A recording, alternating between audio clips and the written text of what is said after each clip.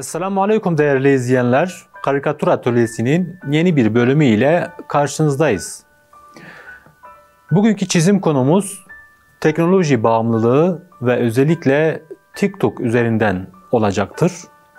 Yine sizler de ekranları başında bizimle beraber çizebilir ve çizdiklerinizi yine WhatsApp hattımızdan bizlere gönderebilirsiniz.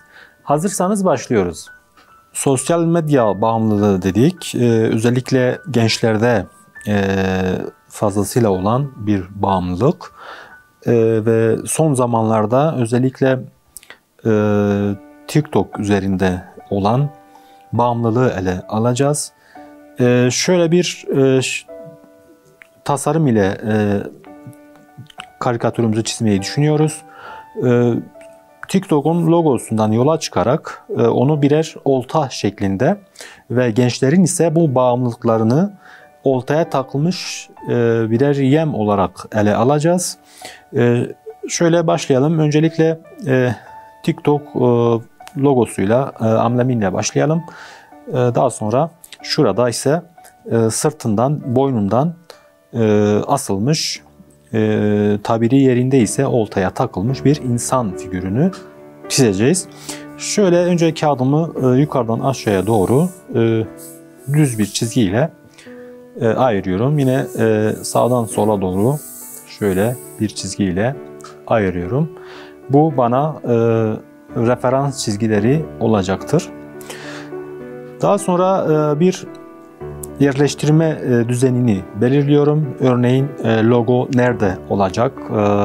İnsan figürü nerede olacak? Onları belirledikten sonra artık çizimimize başlayabiliriz. Şöyle logo şuradan başlasın. Çünkü logonun birer olta şeklinde yapacağımız için logoyu bir ipe takılı olması gerekiyor. Şöyle bir ip mesafesi boşluğu olsun. Şurada örneğin şuraya kadar logomuz olsun. Şuradan şuraya kadar ise örneğin insan figürü olsun. Şöyle logodan başlayalım.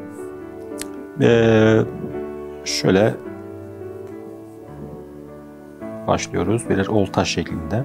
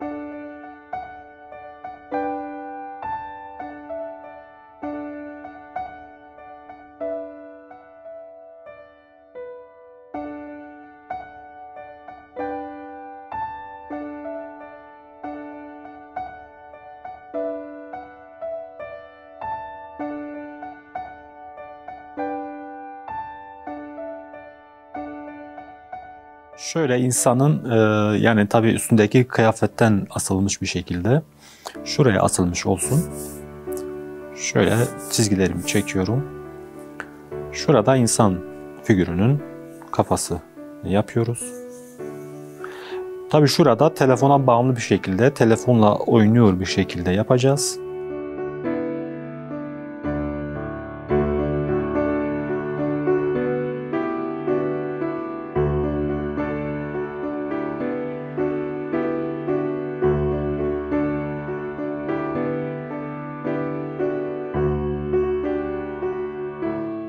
Önce iskelet yapısını yapıyorum.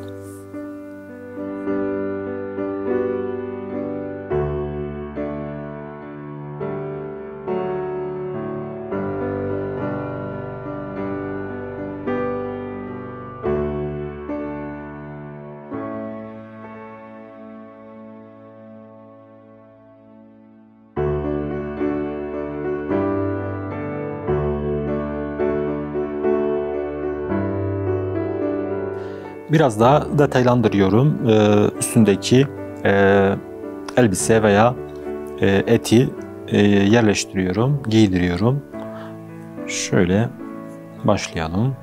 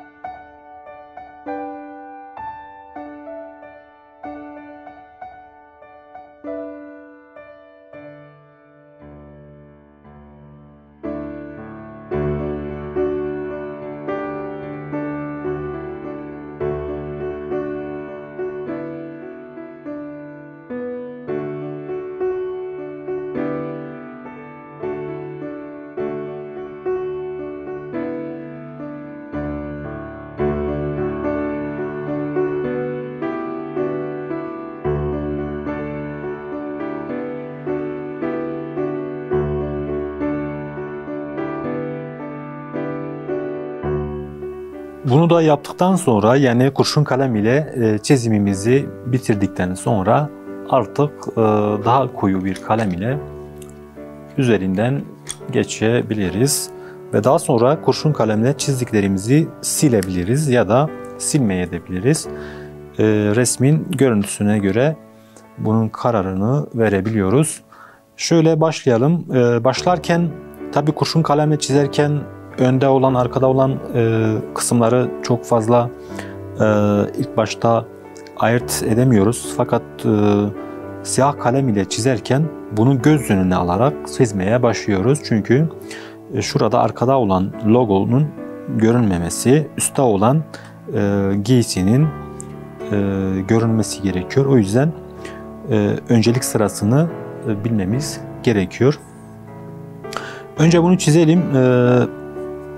Yeri belli olsun. Daha sonra logonun çizimine geçebiliriz. Şöyle başlıyoruz. Önce şurada asılan kısımdan başlıyoruz.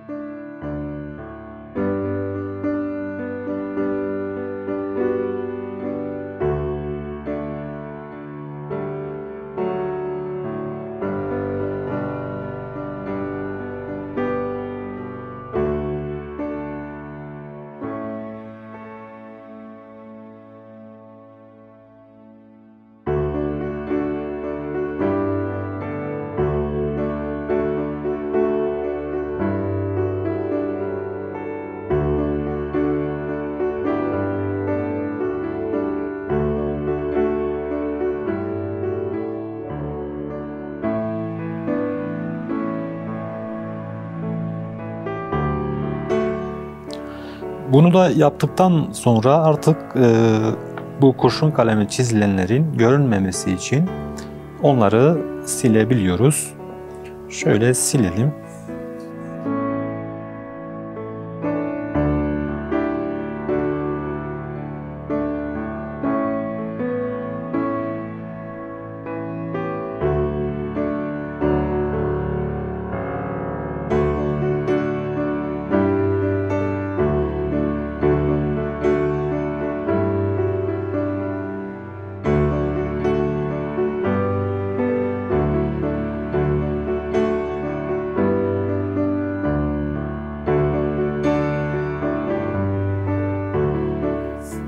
Şöyle tabii karikatürümüzü bir çerçevenin içine de alabiliriz. Yani bir karenin içine de alabiliriz. Çünkü sade ve daha küçük olan bir karikatür fazla boşluk olduğu zaman onları bir çerçeve ile, kare ile sınırlandırmak mümkündür. Şöyle bir çerçeve yapalım. Çizgiyi çizerken tabii daha dik çizmek için herhangi bir malzeme de kullanabilirsiniz. Ya da kağıdın örneğin kesilmiş yerlerini, sınırlarını referans olarak da kullanabilirsiniz. Şöyle başlayalım. Örneğin şuradan başlasın.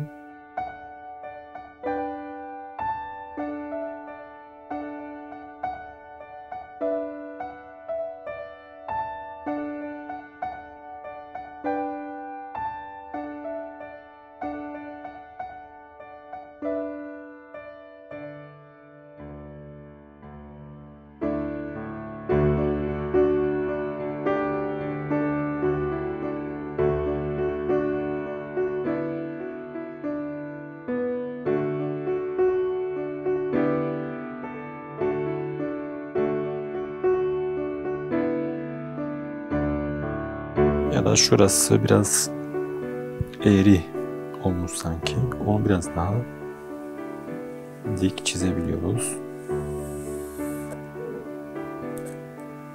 Çünkü daha sonra bu mekanı daha siyah bir renge boyayacağız. O yüzden bu çizgiyi çok bir önemi yok şu anda. Öncelikle şuradan logodan başlayalım. Çünkü logoyu biz renkli yapacağız. Yani yaptığımız sosyal medya logosunun anlaşılabilmesi için. Şöyle renklerimi alıyorum. İlk başta turkuaz renginden başlıyorum.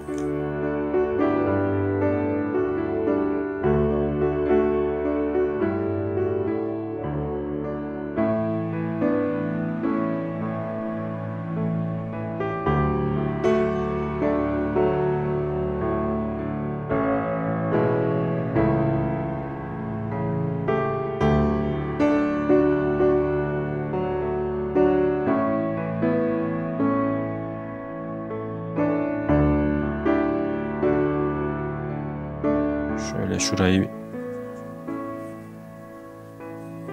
biraz açık oldu. Biraz daha kırmızımsı bir renk alalım.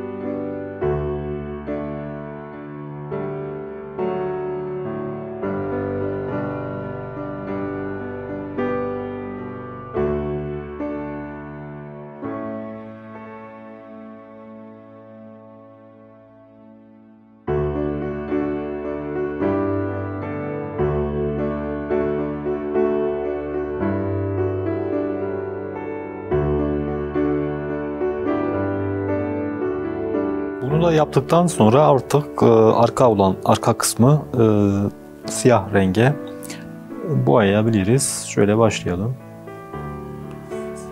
Şöyle.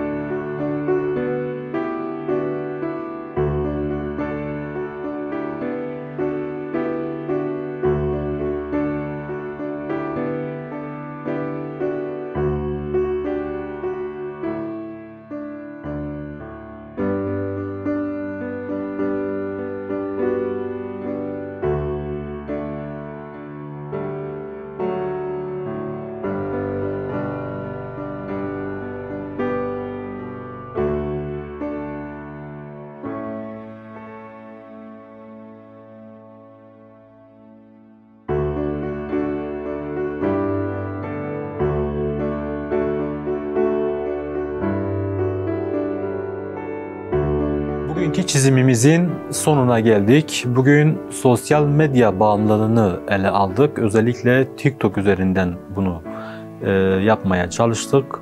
Yine sizler de ekranları başında bizlere eşlik ettiyseniz çizdiklerinizi WhatsApp hattımızdan bizlere gönderebilirsiniz. Yeni bir programda yeni bir konu ile tekrar beraber olmak ümidiyle Allah'a emanet olun.